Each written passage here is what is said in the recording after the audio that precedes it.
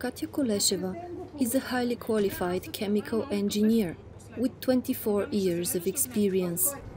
Even though she holds down a full-time job with a laboratory in Sofia, she struggles to support her family.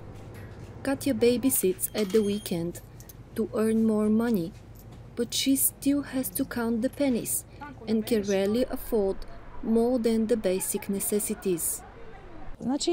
This is all for today's market. €1.50 is what we can spend a day. Our family's income is about 950 leva, and when we pay the monthly instalment on our credit to the bank and all our bills, we're left with 200, 220 leva to live on. That's all.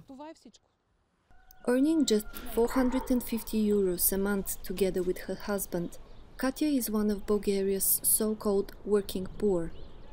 Trade union statistics show that almost half of the country's 7 million population is in a similar situation. The optimism that swept the ex-communist country when it joined the European Union in 2007 is now all but gone. Even worse than the deprivation is the lack of any hope that this can change. Katya's 60-year-old husband Mircho has a degree with the National Academy of Arts, but he works as a night guard in the local community center, where he also teaches children to draw. We somehow survive, but we cannot afford absolutely anything. That's it. My wife wonders how other people can have cars, go on holidays and travel abroad, while we could not do anything like this for so many years. But that's how things are.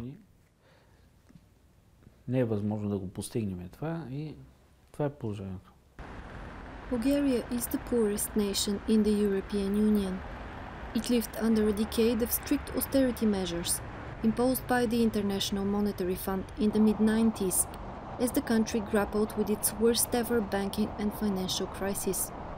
It now has one of the bloc's lowest public debts, but the government has failed to implement vital reforms of its labor market, healthcare, social and education sectors in order to stimulate growth. Many Eastern European countries, which also lagged seriously behind the EU, managed to catch up little by little, but they started the reforms earlier. We lost the first 7 years with the hyperinflation and the collapse of banks that raised people's savings, and in practice we only had a period of 10 years between 1998 and 2008 when we were growing. Bulgaria's traditionally low economic activity doesn't help, leaving many to get by however they can. Katya and Mircho's son Martin, who is a music student, chirps in, basking in the street for a handful of coins. But even the upbeat tunes can do little to lift a somber mood.